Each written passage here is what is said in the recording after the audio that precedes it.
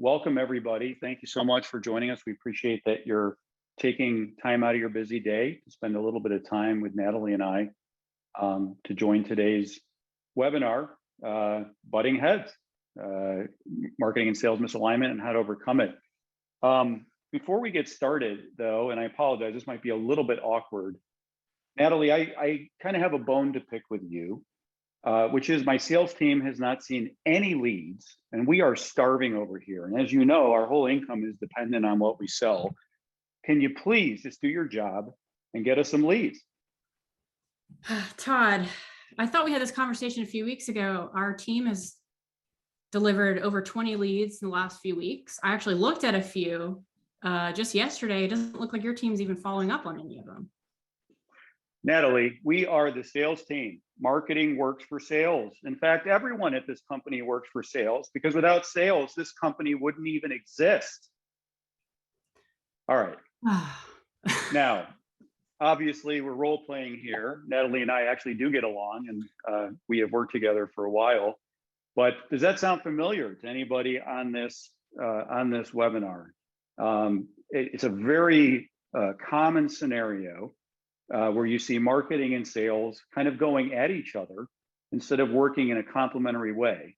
And the real question is, why, if sales and marketing are so aligned in terms of what their objectives are and their goals are, do they rarely seem to get along and achieve kind of that perfect alignment? And that's what we're here today to explore and to talk about. Yes, alignment is very important and it's not that hard if you have the right practices and tools in place. And I like to be a marketer that is revenue focused, which means we're on the same team as sales. So I guess we should introduce ourselves to those of you that may not know who we are. My name is Natalie Hogg, the president and head marketer of MethodQ, a fractional marketing leadership and agency. Yeah, hi everybody, and I'm Todd Callen. I'm president of Accelerate Sales Advisors, and we help give business owners their lives back by providing them sales hope. And we're just going to have 5 core things you're going to walk away with today. These 5 things we're going to go through over the next few minutes, and we'll leave time at the end for some questions. So feel free to type them in as they come to you. I'll see them and we'll get to them at the end of the webinar. Or if you think of something at the end, we'll have that time allotted. But the 5 core things you're going to walk away with today are value proposition, solve business problems, go to market, strategy, seats at the table, and solid foundation. We'll elaborate on all of these starting now. So my question to everyone here, if I were to have a poll up, which I don't, how many of you believe that the marketing team and sales team at your company have the same elevator pitch? I'd love that to be a high number, but experience tells me it's often not. I've been in a few situations where a marketing team thinks they've built the perfect sales deck. I've been on that end of thinking it's perfect.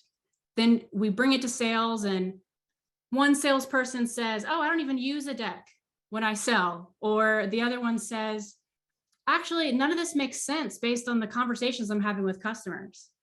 And I've always said, if anyone has ever talked to me about sales and marketing, I think there's a reason, and it's very important for us to have very different personalities and approaches, because it should create something called healthy conflict, but all too often it's not too healthy. So as an organization, to resolve this, your priority should be getting marketing to listen to customer conversations at the very least, but ideally have them interview customers themselves. It's astounding to me how many marketers I've talked to have never spoken to a customer. It's not a typical thing that happens when you onboard as a marketing person at most companies. Marketing needs to collaborate with sales, but they need to be speaking with customers and prospects in addition to customers to really channel the right target messaging and get on the same page. I've seen this. When this happens, there's automatically less conflict when creating that sales deck or outbound strategy because sales and marketing have the same source. And this is where the magic happens and that healthy conflict and variety of thought really shines. Todd will talk about this a little later, but I think it's really, really valuable. It's an investment to have a messaging session, whether that's internal or led by a third party, doing an exercise between sales and marketing for this to really resonate and take off. I've been in a lot of these before, and I think the shared experience can do a whole lot to strengthen bonds and really make the healthy conflict come to life in creative and impactful ways. Yeah, that's a great point, Natalie. And I would just add that from the sales perspective, marketing spends a lot of time developing the foundation of kind of the value strategy and the go-to-market. And a lot of times there are these playbooks that get handed to sales, and sales doesn't really take them effectively and turn them into sales motions. And a big part of effective selling is taking the marketing work and being able to succinctly kind of articulate the top 3 or 4 or 5 things that you want your audience to understand. So it becomes a derivative of the entire marketing kind of value pitch. But sales, where marketing is going to be posting content and blogs and demand generation and things of that nature, sales has to take that information and very quickly turn it into a powerful message. So having sales work with marketing, get the feedback, provide the market feedback back to marketing is a really important loop, as Natalie was saying, because that way both functions can work collaboratively to improve the messaging and be more effective. Okay, another key element, especially in this day and age, is I get asked all the time, your best salespeople, who are your best salespeople? Kind of what's their trait? And the trait of the best salespeople is they're not really selling, they're solving. So what you're really looking to do is solve problems for your clients, not necessarily sell them something. And so the analogy, and this is why we have these photographs of a doctor, and I always like to use this analogy, but if you're suffering from some kind of issue, let's say back pain, and you go into the doctor and you say, doctor, my back is killing me. I've had this pain, can you help me? And the doctor says, well, first, let me tell you all about the dissertation I wrote when I was in college, and I want to show you my transcript. I'm really smart, I got great grades. Let me tell you about all the surgical tools I use, and I'll show them to you. I would venture a guess that for most people, that would be a big turnoff. Now imagine walking into a doctor's office and complaining about the back pain, and the doctor says, okay, imagine waking up in 3 weeks without any pain ever again. I, as a consumer of that, would be, where do I sign? What do I need to do, right? Because in the end, what I'm interested in is the outcome. His or her experience and tools and all those things become a vehicle or a platform to providing that value. So the product or service that we sell is just a vehicle to deliver the outcomes for a business owner. And by focusing on the outcomes instead of the actual how, that's really important. And I think that's really effective. So just as an example, a real world example of this, I worked with a client who was in a very competitive market that was struggling with their sales, and they were losing competitive deals, and they didn't understand why, because their feeling was that their product and service was far superior to those of their competitors, right? So if they had the best product and service, why in the world were they losing so many deals? And when I started working with them, one of the first things I did was I asked for debriefs with the customers after lost deals. So a chance to talk to a company that didn't go our direction and ask them why they didn't. And after several of these meetings, a clear theme that kept emerging was that the other competitors in the space seemed to understand their business better. And that made them the most comfortable. There was nothing wrong with our products and services, but it felt to them like it was a sales pitch instead of someone really trying to understand how to solve their problems. So I had all of the reps, the sales people at the company, pitch their sales decks to me. And to a person, the sales presentations followed what a lot of you on this webinar are probably used to when you get a sales pitch, which is, this is our company, these are our locations, these are our products, these are our customers and accolades, right? It's everything about us, and so on and so on. And the first time the customer was even mentioned was something like slide 12, about 15 minutes in. So we immediately changed the sales approach to stop selling and pitching and to take more of a diagnostic approach. So the questions were about the company. We came in with a point of view about their business challenges. The very first slide is, why are we here? We're here because of you. And we had a saying that if you're selling, you're losing. So it was never about the selling, it was about the diagnosing and prescription. So from that point forward, everything shifted from the focus being on the vendor to the focus being on the customer. And just fast forward to wrap the story up, the next new sales cycle that they had of significance after all of this was the same known competitors, the same salespeople at my client side, but with our new diagnostic and probing approach, we won the deal. And it began a period of really strong growth for the company, just fueled by the shift from selling to listening and solving. So the takeaway action item for all of you here would be take inventory of your current sales process and the way in which you pitch and present your company's product and services. And instead of launching into who we are and what we do, start with a baseline understanding of why we're here, what your prospect or customer's issues are, and getting validation from them during the meeting that you've got it right. Did I miss anything? Are there a couple things you should add or remove to make sure I have a true understanding of your business problem? Say it back to them, and then ask further questions that qualify. Dig a little bit. They'll appreciate the time and effort that you put into understanding their business problem. And at the end of the day, you'll see an improvement in results. That's great. I love that doctor's analogy. I've definitely stolen it a few times, but I do reference that I did not invent it. All right, let's move on to the next slide if I can get there. All right. So the go-to-market strategy should be complementary. So traditionally, typically, marketing is supposed to cast a wide net, and sales is supposed to be sniper focused on what they're reaching out to. But at the end of the day, you really need the same segments that you're targeting, right? You should have the same ideal customer profile in mind. I've seen a changing point happen at different company sizes. There's like every company's different, but when you go from a lot of the growth stage companies that I'm working with today, from kind of the startup mindset to that next scaling mindset, there's something that takes place where you go from selling to kind of whoever is willing to buy your product to selling to really scaling your sales model. And I really don't want to pick on product here, but a lot of companies believe products can sell themselves. And sometimes they can, but actually this is pretty rare. And while certainly it's not going to happen if you're not talking to the problems that you're solving or the pain points, as Todd mentioned just before this slide. I've started working with several clients that have a lot of assumptions about who their target audience is. That's one big key thing that defines the go-to-market. When I ask a product manager, they'll say something completely different than a salesperson who will say something completely different than a marketing person. That's a huge problem. And it's very common. And a lot of the time it's just departments not talking to each other.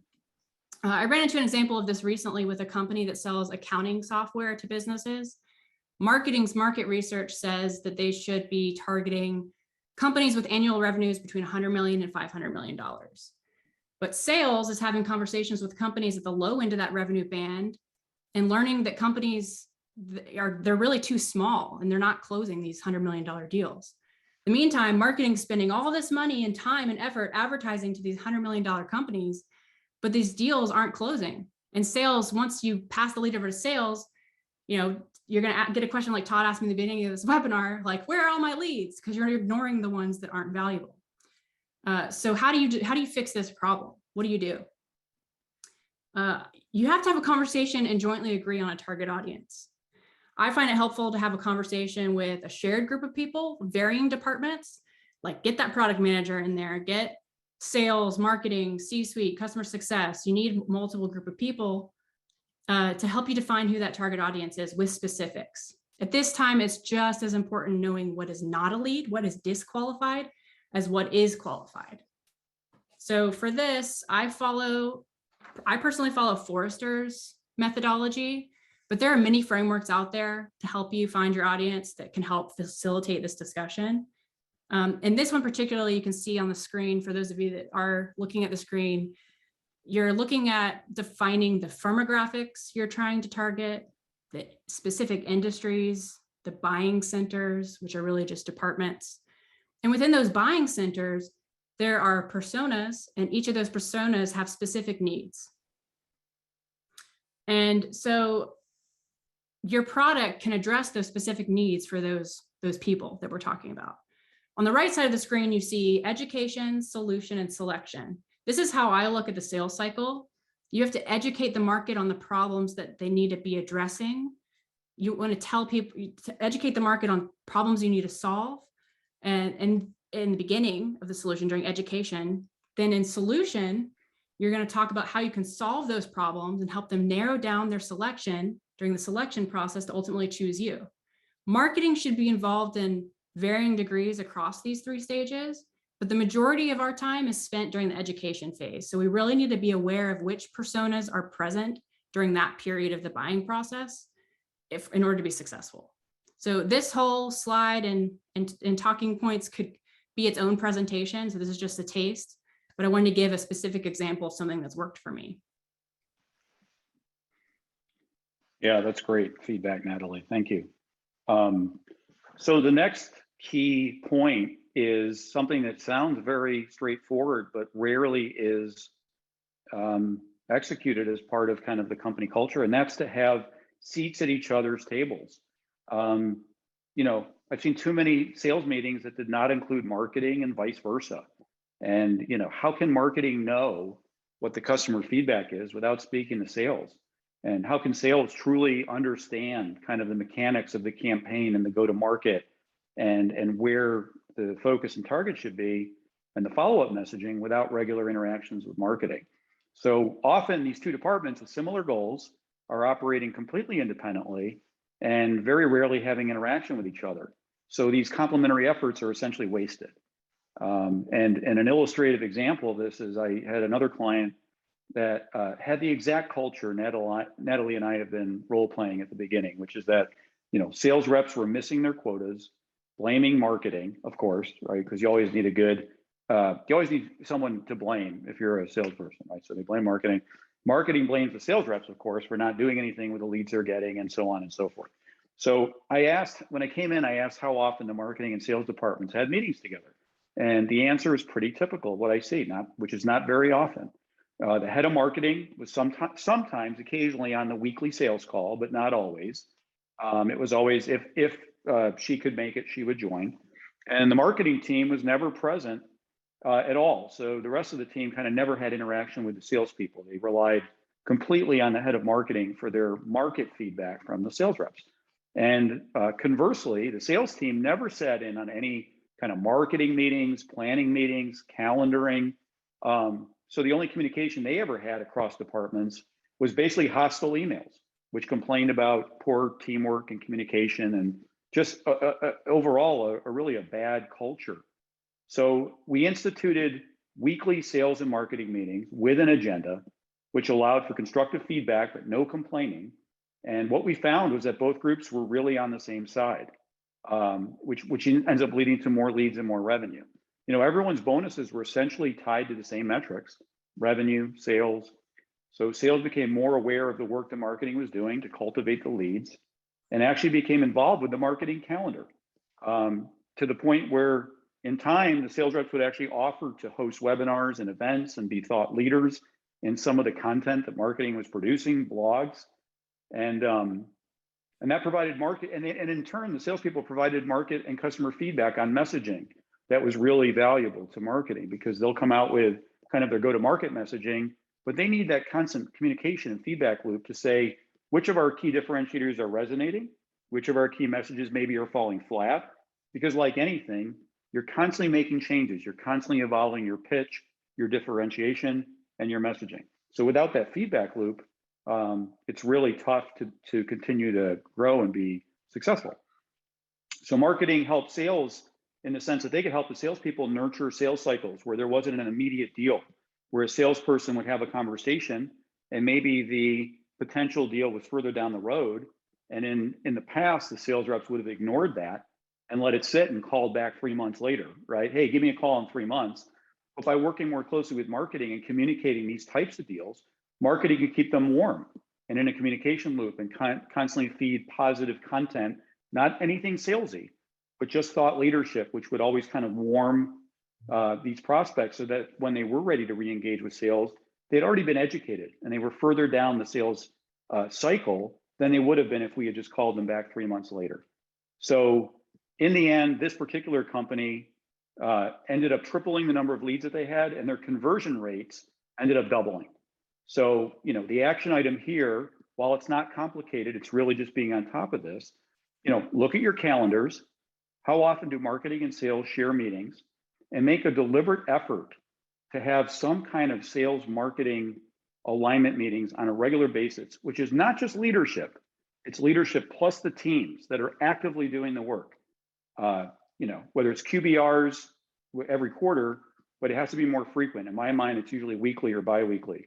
Make sure those are set up, they have agendas ahead of time, that the participants are actually offering up ideas for the meetings, and you'll start to see real improvements in the engagement and the results. Yeah, I just want to add, it's so important to have a call with marketing and sales outside of just that giant 2-hour revenue call on Monday mornings.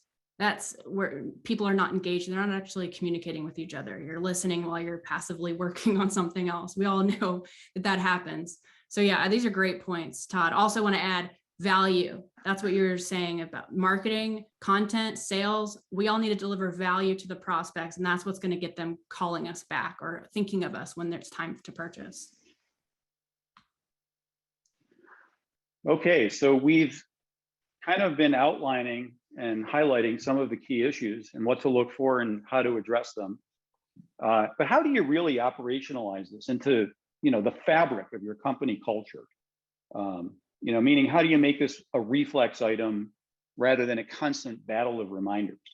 And I think it comes down to kind of these 3 Ps, right? Process, people, and priorities. So the process is the defined and documented sales and marketing processes, and how not just within these functions, right? You have sales process, you have marketing process, and those need to be documented, but also the engagement process, how the 2 departments should engage, what's the handoff between marketing and sales, and what's the communication engagement process for them to continue forward. That's really important to have that defined and managed to. From a people perspective, you have to make sure you have the right people in the right spots. We'll talk about that a little bit more in a minute. But so often, like anything, not just sales and marketing, it comes down to the people and making sure you have the right people. And some of the people you have are the right people, and if those that you have aren't, you have to give them every opportunity to be accountable. But sometimes you have to find the right people and replace those that aren't working out, because you need to be efficient. And lastly, priorities. We can only focus on so many things at once, and there's no great goal for being the best multitasker in the world, especially when we have a million things we're trying to focus on from a sales and marketing standpoint. So we want to make sure we really just do a few things very well, rather than boiling the ocean with a jumble of things. So prioritizing the activities, assigning them, make sure they're getting done correctly and effectively would really help kind of narrow the scope, but do those things really, really well. Yeah, one thing I just want to add to that, it's a little granular, but I think it's super important. Part of that process is also defining the upkeep of data. Like if you use Salesforce, for example, how are you going to show the value of that process? You need to make sure both sides or multiple sides, whoever's using Salesforce, updating data, making sure you're looking at what's happening over time so that you're on the same page outside of just the meetings. It's not just hearsay. It's all in a place. I think that's really, really important, especially to start something that's scalable and to make sure that you can look back and see what was successful or not. Because if it's all in someone's head or in someone's personal inbox, that doesn't help the company make decisions about investing more in certain things or not. Also, I want to add to the 3 Ps, the people, processes, and priorities that you absolutely need. But this foundation of creating those 3 Ps is not going to be strong without a strategy. So as a collective team, we need to understand what the company revenue goals are and devise a realistic way of achieving them. That's strategy. So that's revenue strategy. How you achieve these revenue goals is why you have a sales and marketing team to begin with. So it's really important that they're aware of the goals and they understand exactly what they are, why they are what they are, and what we need to do it, so they can create that plan and strategy. If you take a look at how many deals you need to hit your revenue goal, for example, I'm dumbing it down, but it's basically backwards math to create the proper waterfall on how you're going to get there. You need to understand how many leads you need to hit your revenue goals, not just how many leads you need to hit your marketing goals. Same goes with sales and outbound. If we're just a tactics checking the box for departments, we're not on the same page about revenue. We should all have the same goal for revenue at the end of the day and have a very strategic approach to achieving that. And that is why you and how you build those 3 Ps. Do you have anything to add to that, Todd?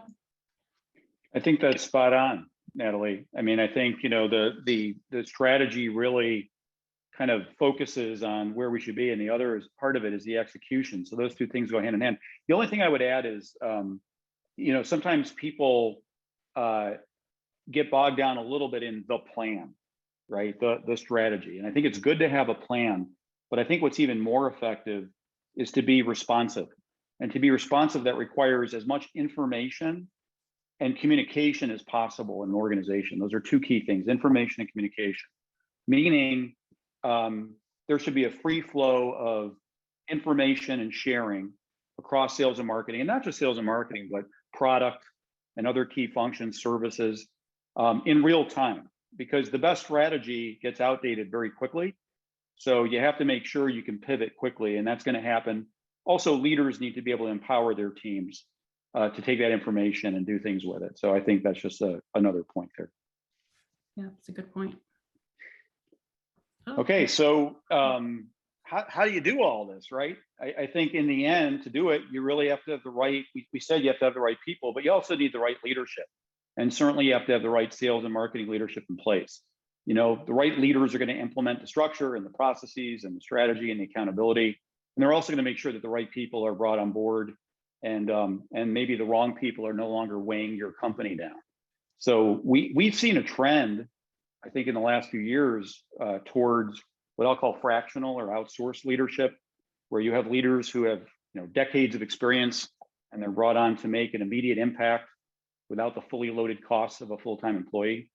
You know, Natalie and I are both fractional marketing and sales leaders, respectively.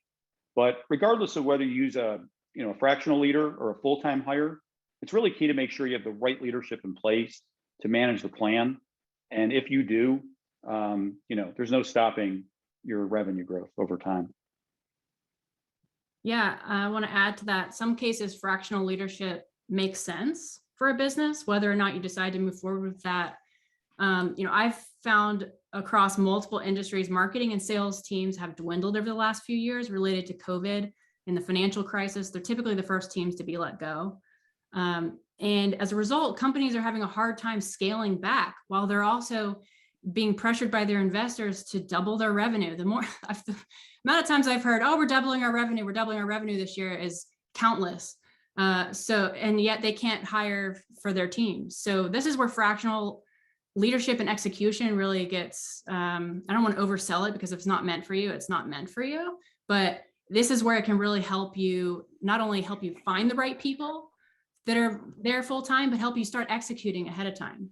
And I've seen a really valuable investment in fractional leadership and teams to get to work while you're trying to get to that long-term strategy, which I'm sure any hiring managers on this call know is a really long and difficult process to hire the right people right now. So just an interesting trend like that we've seen in the last few years, particularly. So we are towards the end of the webinar. It's time to ask questions if you have any. I'm going to check to see if we've gotten any while we've been on the call. Okay, yeah. So we've got one. You mentioned fractional leadership. How long should fractional leadership be in the picture? A finite period of time or indefinitely? Yeah, maybe I'll answer that. I mean, the answer there is it really depends on the company. I think that some companies are looking to bring someone on to have an immediate impact for a short period of time, get either the marketing or sales department functioning, the processes and the execution in place, and then basically bring in their replacement, who would be more of a full-time, long-term person. You also see situations where companies really see the value in just a continued relationship with an outsourced type of contractor, that it makes sense for them financially in terms of their strategy and execution. And those are relationships that can last for years. So it really comes down to the appetite of the company and what they're looking for. So there's no particular right or wrong answer there, other than whatever fits your needs as a business owner. Yep, fractional doesn't necessarily mean temporary. It really depends on your company needs. So yeah, I completely agree.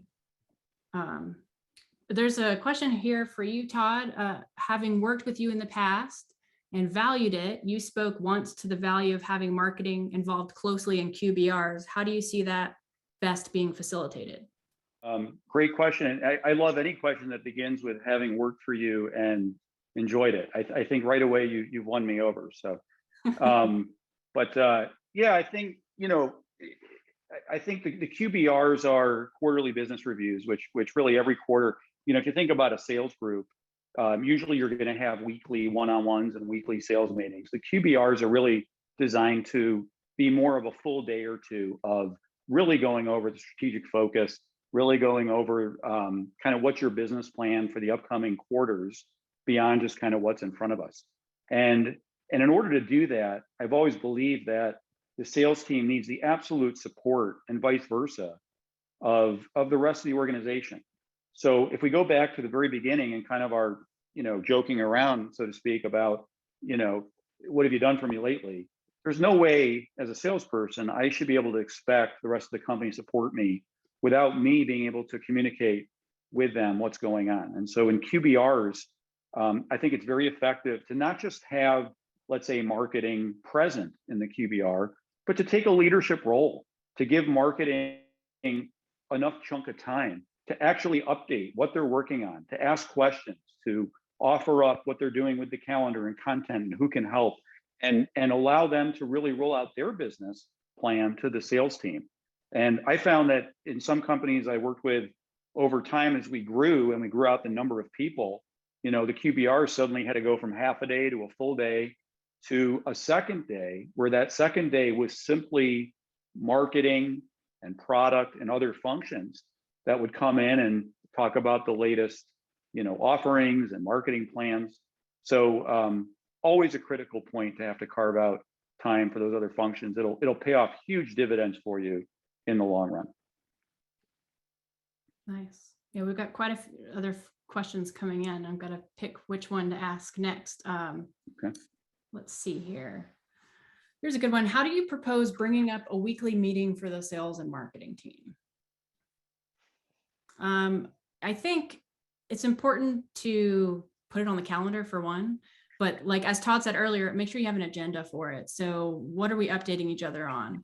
At the end of the day, we should be holding ourselves accountable for our revenue goal, maybe reviewing leads that have come in and what has worked and what hasn't. Sales, giving that opportunity to give feedback to marketing on, hey, we got these, we're seeing this pattern, it's not working. You've got to have that constant check-in, because as much as time you spent with that on the 3 P's of plan, you got to pivot. That's the fourth P as needed, especially with a smaller high growth business. You can't get stuck with what you already planned, and sales over here working after that $100 million company and nothing's happening with it. So that's the most important part about those weekly meetings.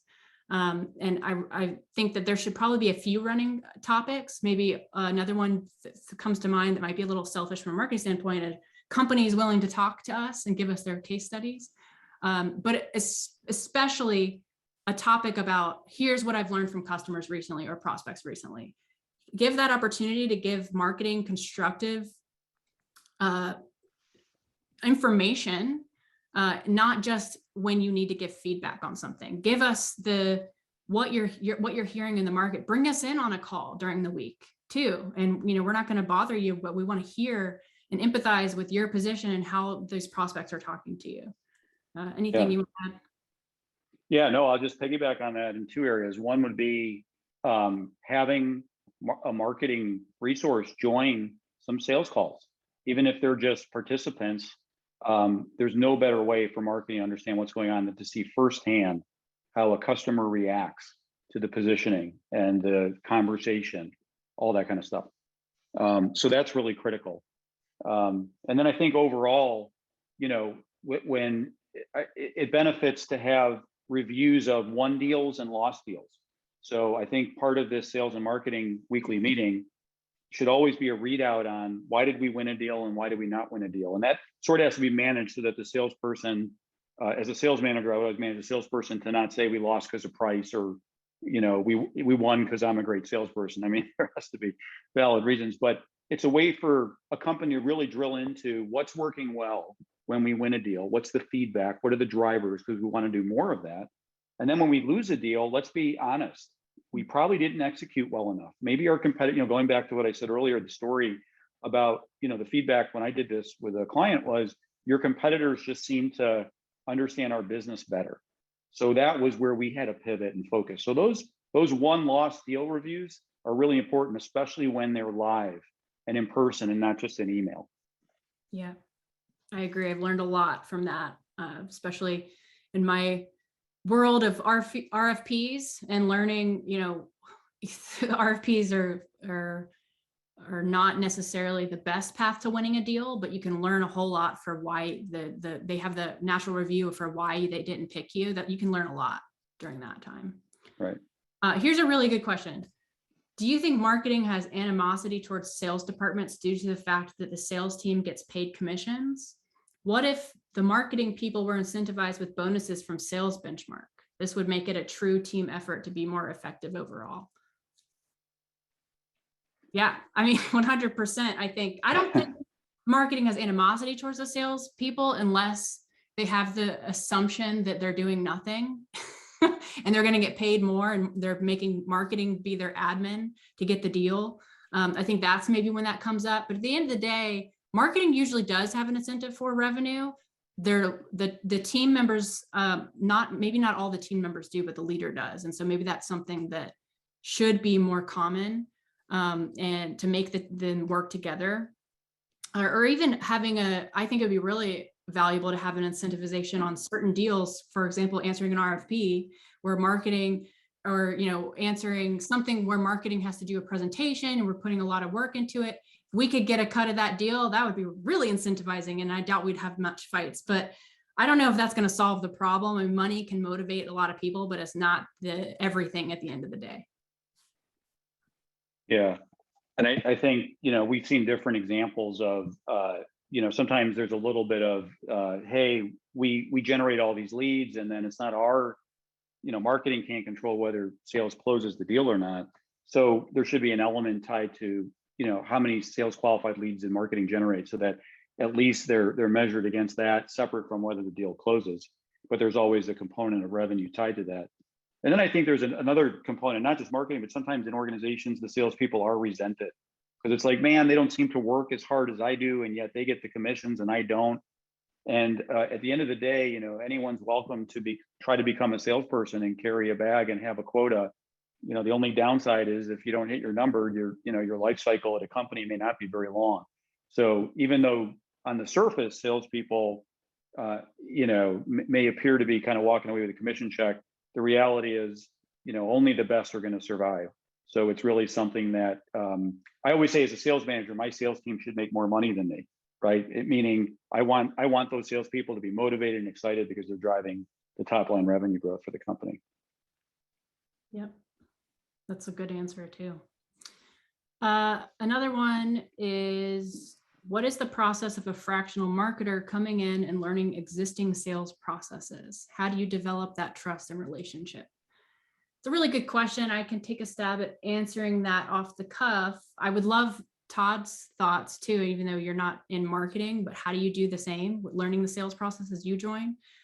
For me, it's speaking to the right people, looking at the data, asking them tons and tons of questions.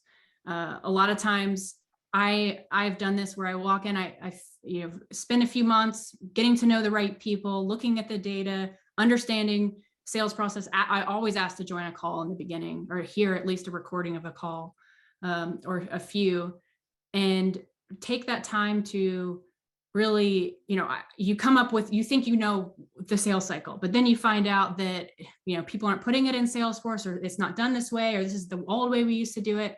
And it kind of takes a really, what I like to put, if you can see it in my background, heartfelt approach to really getting to know, taking that quality dive into the company, because every company is different. No company I've ever seen, and maybe I haven't seen all the companies, that's for sure, but has had the same sales process. It's all unique to the product you're selling and the target audience. And the same goes for marketing. So I never come in with an assumption that I understand anything about their sales cycle. I need them to teach me that. And that's my biggest priority from day one. Do you have anything to add to that, Todd? How do you learn a sales cycle when you're joining? Yeah, I think, I mean, you always want to observe and understand how they're doing things today and kind of glean off of what's working. But I also believe that, you know, there are some standard things in the sales process that have to be covered, and they vary by company in terms of how long the sales cycle is and, you know, what the tasks are at each stage. But part of building a sales process is to understand that, okay, we have a series of steps that we go through, and at each step, we know what our objectives are. We understand what the sales rep is responsible for. We understand what the items are that have to be achieved before we go to the next step. And that's kind of the cadence so that we can have a repeatable, measurable, forecastable sales motion. And so it's marrying kind of the experience of there's a general sales process that we know works over and over and over again, and marrying that with each company's kind of unique product, service, the nuances of their go-to-market, and it's kind of bringing those things together. Yeah, and looking at past conversion rates, what's working, what's not working. You don't want to come in and take away what's working. You want to amplify it. You want to add new things that haven't been tried and test it, but you don't want to spend a whole bunch of money on something that's never been tried before at that company. It's, you know, opportunity for failure right there. So yeah, it's a practical mindset and fitting in with the existing company as perfectly as possible, but amplifying what is going to work well for them. Well, we're towards the end. I think we go ahead and let them go, give them 2 extra minutes of their day. Thank you so much, everyone, for attending. We really appreciated it. If you have any questions, feel free to reach out to us. I think there's going to be an email invite with our emails, or email reminder or thank you after this webinar with our emails if you have any questions, if you don't capture it here. But again, really appreciate your time today. Yeah, thank you for joining, everybody. Thank you so much for having lunch with us. I hope you all learned something or took something out of this that's of value to you. That's really all we can ask. So we really appreciate your time and you attending. Thank you. Great.